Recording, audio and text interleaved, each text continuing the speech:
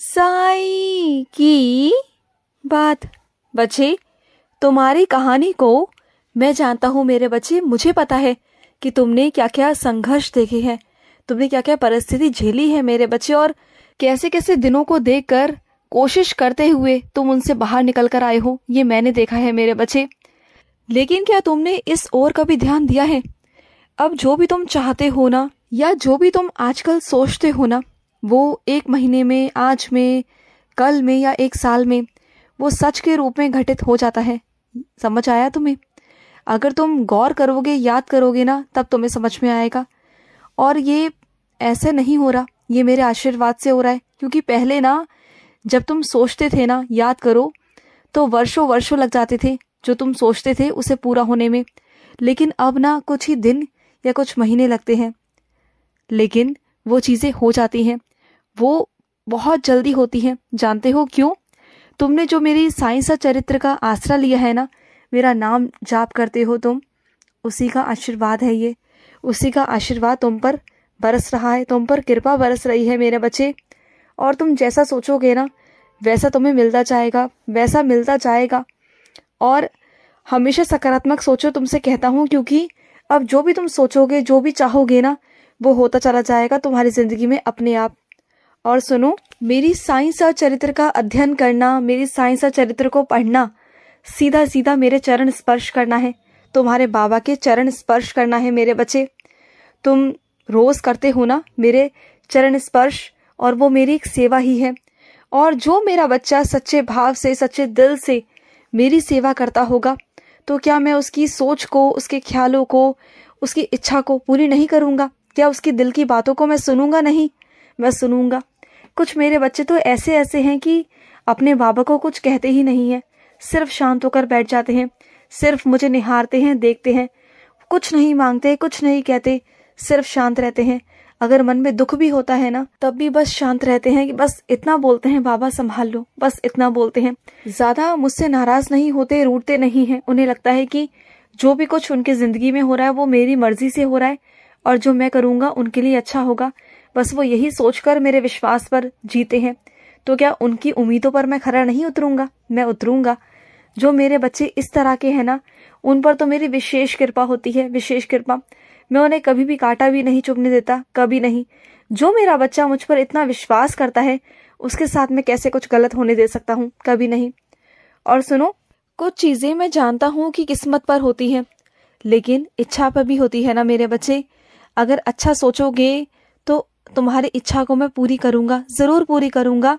बस अपनी सोच को खूबसूरत बनाओ, अच्छा सोचो, और बाकी जो भी तुम्हारी किस्मत में है ना, उसे सुंदर बनाना मेरा काम है। तुम अपना काम करो, तुम अपनी सोच को अच्छा बनाओ, अच्छा करो, और मैं तुम्हारी किस्मत में अच्छे से अच्छा लिखूंगा। और बाकी तो जो हो रहा है वो होता रहेगा, लेकिन तुम्हारे साथ अच्छा होगा। और सुनो, जो ये समय है ना मेरे बच्चे, ये चलने का या दौड़ने का नहीं है। अब तुम्हें उड़ना है, तुम्हें उड़ान भरनी है मेरे बच्चे। अब ये समय आ चुका है कि मैं तुम्हारे भाग्य को बदल दूंगा, और तुम अपने भाग्य से बहुत आगे जाओगे, बहुत आगे। और सुनो, अब ये तुम्हें तय करना है कि अब तुम्हें हर किसी की बातों को सुन सुनकर परेशान होना है, छोटी छोटी बातों पर ध्यान देना है उनकी, और उनकी बातों को सोच सोचकर अपना समय खराब करना है, अपने आप को दिमाग खराब करना है, या फिर खूब मेहनत करनी है शिद्दत के साथ, और अपने समय को बर्बाद होने से बचाना है। ऐसे लोगों को नहीं बदलना, बल्कि खुद को बदलना है। इतना बदलना है कि खुद का समय ही बदल जाए, सब कुछ धीरे धीरे बदल जाएगा। जो ये मेरा आशीर्वाद है ना, ये तो मेरा है ही तुम्हारे साथ, लेकिन तुम्हारे कर्म तुम्हारे हैं, इसे तुम्हें बदलना होगा। फिर देखो, धीरे धीरे तुम्हारे कर्म और मेरा आशीर्वाद मिलकर तुम्हारे समय को कैसे बदलता है मेरे बच्चे। देखो, तुम्हारा उपहास करने वाले लोग तुम्हारा उपहास करते रह जाएंगे, लेकिन तुम आने वाले वक्त में बहुत अलग निकल जाओगे उन सबसे, और सर्वश्रेष्ठ काम करोगे, नाम कमाओगे बहुत मेरे बच्चे। और उनके शब्दों में ना जो कड़वाहट तुम्हारे लिए है ना, वो आने वाले वक्त में पछतावे में बदल जाएगी, तुम देखना।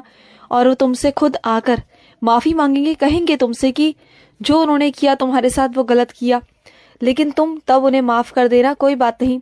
जो उन्होंने किया वो उनका, लेकिन जो तुम कर रहे हो वो तुम्हारे कर्म है। समझ गए ना? और देखो, तुम्हारे दुश्मनों से लड़ो मत, वक्त आएगा जब तुम्हें जवाब देना होगा।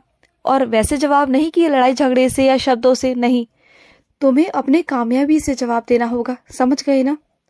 और सुनो, मेरी उदी को अपने घर में थोड़ा थोड़ा छिड़क दो मेरे बच्चे। इस बार पानी के रूप में नहीं, सिर्फ जो मेरी उदी है ना उसी रूप में। घर के चारों कोनों में थोड़ा थोड़ा छिड़क दो मेरे बच्चे।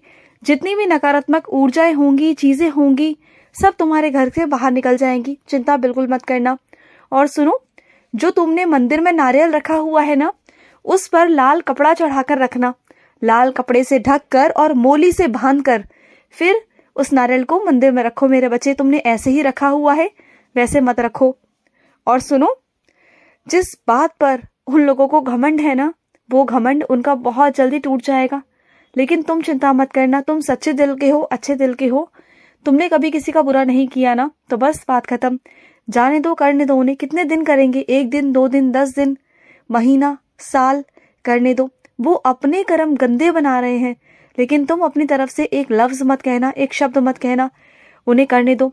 जब वो कर कर कर थक जाएंगे ना, तो वो खुद ही थक कर हार कर बैठ जाएंगे। तुम्हें कुछ नहीं करना, तुम्हें कुछ नहीं करना। वो जानबूझकर तुम्हें परेशान करने की कोशिश करेंगे, बहुत कुछ करेंगे जिससे तुम बोलो, तुम्हें गुस्सा आए, लेकिन तुम्हें नहीं करना।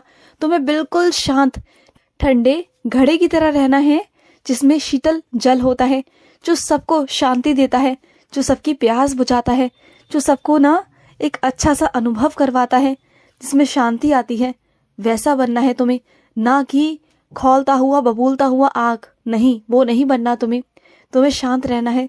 तुम मेरे बच्चे हो ना, तुम्हारा साईं कितना शांत है बताओ, तुम्हारा साईं कितना शांत है ना, बस वैसे ही तुम्हें शांत बनना है, ठीक है। और सुनो, जिस घर में माता पिता की इज्जत नहीं होती ना मेरे बच्चे, उस घर में कभी बरकत नहीं आ सकती। और जिस घर में माता पिता की इज्जत होती है, मान सम्मान होता है ना, तो ऊपर वाले के दिल में, ऊपर वाले के घर में तुम्हारी अहमियत होती है, तुम्हारी कद्र होती है, क्योंकि उसके दिल में तुम्हारे लिए रहम होता है, तुम्हारे लिए दया होती है। माता पिता की सेवा इस दुनिया की सबसे बड़ी सेवा है, सबसे बड़ी सेवा। अगर तुम सच में किसी की सेवा करना चाहते हो ना, अगर तुम मेरी भी सेवा करना चाहते हो ना, तो अपने माता पिता की सेवा करो। उससे बड़ी सेवा इस दुनिया में कोई नहीं है, कोई नहीं मेरे बच्चे। चाहे तुम कहीं भी चले जाओ, अगर तुम्हारे माता पिता ने तुम्हें आशीर्वाद दे दिया ना, तो बस वो हो जाएगा, वो जरूर हो जाएगा मेरे बच्चे। और इस वक्त तुम अपने माता पिता से थोड़े नाराज हो, मैं जानता हूँ। जाओ और जाकर माफी मांग लो।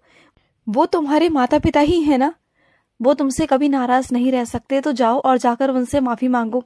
देखो, वो बड़े हैं, और अगर तुम झुक जाओगे तो छोटे नहीं हो जाओगे। जिंदगी भर उन्होंने तुम्हारा पालन पोषण किया है ना। तो जाओ उनके पास, वो तुम्हें बहुत बेहतर तरीके से समझते हैं। जाओ उनके पास। तुम कर्ज में डूबे हुए हो ना, तुम्हें समझ नहीं आ रहा कि कैसे ये धन का जो अभाव है, ये कैसे क्या होगा।